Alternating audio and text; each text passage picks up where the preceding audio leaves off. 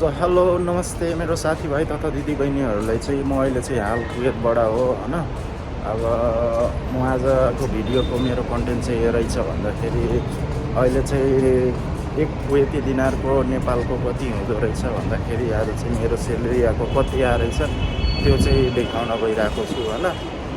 यदि नयाँ नयाँ हुनुहुन्छ भने कहाँबाट पठाउने पैसा नेपालमा चाहिँ त्यसको लागि एक्सचेन्ज रहेछ। यहाँ ठाउँ ठाउँमा हुन्छ एक्सचेन्जहरू, तर त्यहाँनिर चाहिँ रेटहरू कम्ती दिँदो रहेछ क्या। ठाउँको नाम दिन्छु एक्सचेन्ज, त्यहाँबाट तपाईँले जुन नेटमा हेर्नुहुन्छ नि एक्ज्याक्ट ठ्याक त्यति नै त्यो ठाउँबाट पठायो भने त्यति नै रेटमा पठाउन सक्नुहुन्छ तपाईँले आफ्नो घरमा। र कसरी पठाउनलाई के चाहिन्छ हजुरलाई, प्रोसेसिङहरू कसो हुन्छ भनेर त्यो सबै देखाउँछु तपाईँहरूलाई। सो साथीहरू अहिले चाहिँ म अब गएर चाहिँ एटिएममा जानुपर्ने रहेछ। एटिएममा गएर सेलेरी चाहिँ आज बिहानै आयो मेरो। म चाहिँ कुवेतको ड्युटी फ्रीमा काम गर्छु त अहिले चाहिँ मेरो बस्ने चाहिँ फरवनिया एरियामा छु होइन। गाइस फाइनली अब म पनि अब एटिएम जाने पर्ने स्थिति भयो। अब एटिएमबाट चाहिँ हल्का पैसा निकाल्नु पर्ने भयो म पनि। अब किनभने साथीहरूसँग चापटी मागेको थियो 40 केटी जति।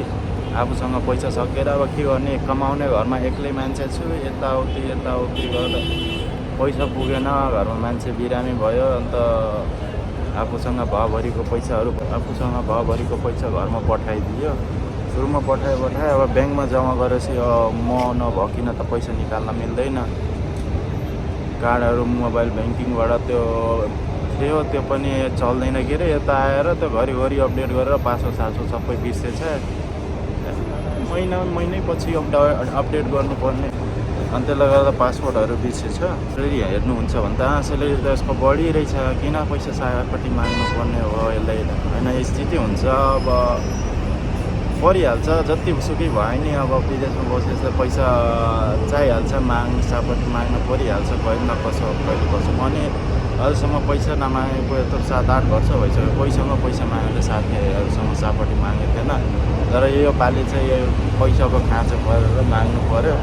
सो गाइज अब चाहिँ एटिएमतर्फ हिँड्नु। अब एटिएम छ भने तपाईँहरूले पैसा चाहिँ पुरा ननिकाल्नु हुन, एटिएमभित्रै छोडिदिनु। पैसा जति आफ्नो काम चलाउने मात्रै पैसा निकाल्नु होला, किनभने यताउति अब पैसा राख्यो भने हराउन डर हुन्छ। अब एटिएम कार्डमा छ भने त हराइने टेन्सन हुँदैन होइन।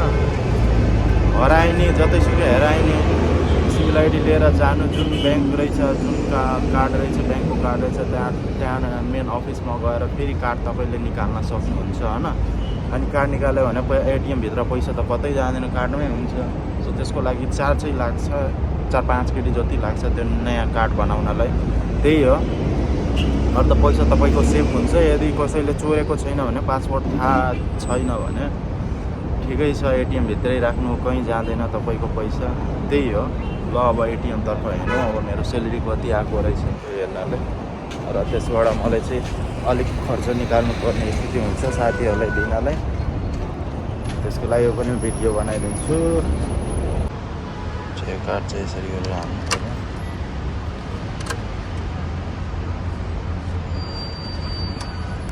के रिडिङ हुँदैछ,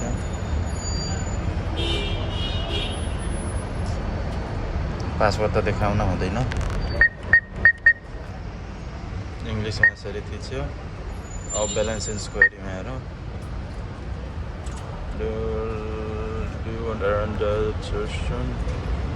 यस,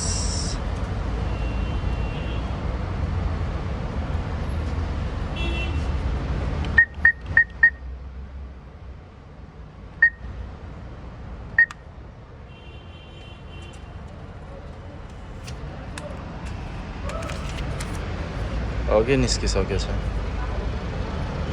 यति आएको रहेछ। 405 केटी 395 fix.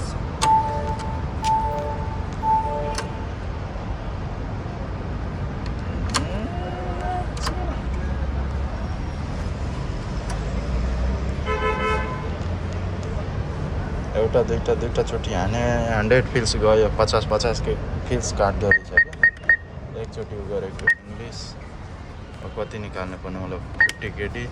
Would you like to receive? Yes.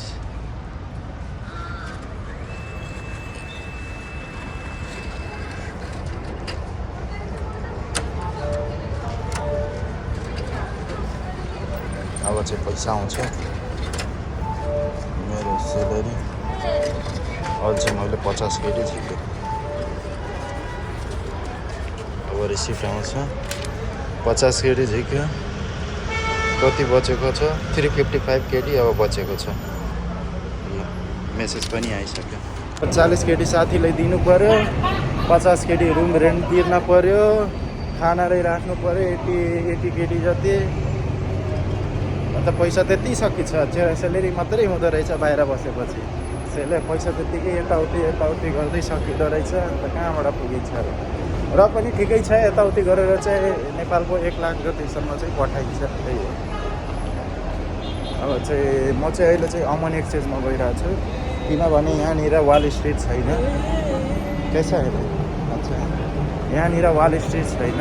परनीमा मैले देखेन। तपाईँहरू सालमियाहरू अरू अन्त कतैतिर बस्नुहुन्छ त्यहाँनिर वाल स्ट्रिट हुन्छ कि एक्सचेन्ज भन्ने।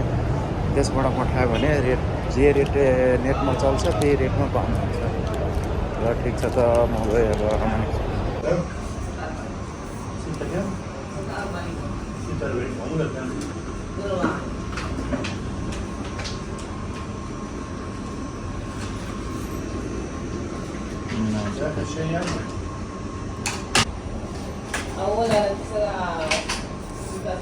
सिबिल आइडी ल धन्यवाद है। सो गाइस फाइनली चाहिँ पैसा पठाइयो होइन। नेपालको रेट चाहिँ यसबाट पठाएको 43 केडी 500 रहेछ। अनि चार्जिङ चाहिँ कम्ती रहेछ 750, नत्र अरू ठाउँमा चाहिँ 1 केडी रुबल लाग्दो रहेछ चार्ज चाहिँ अहिलेको। यहाँ चाहिँ 750 पेस लियो। यो चाहिँ नाम पढेन फेरि यो एक्सचेन्जको। मैले सिधा गएर पेपरमा होला हेरिदिन्छु नि त के एक्सचेन्ज रहेछ। अलनाडा एक्सचेन्ज रहेछ यो चाहिँ। सो गाइस यही थियो। ल बाई। अब घरमा कल गर्नुपर्ने हुन्छ। पैसा पठाइसकेपछि यति पठाएँ, यति गर्नु, यस्तो यहाँनिर दिनु।